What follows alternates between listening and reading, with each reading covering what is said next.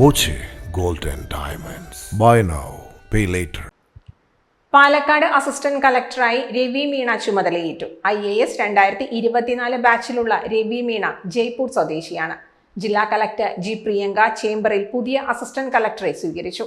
Indian forest സർവീസിൽ സേവനമനുഷ്ഠിച്ചുള്ള IAS ഉദ്യോഗസ്ഥനാണ് രവി മീണ.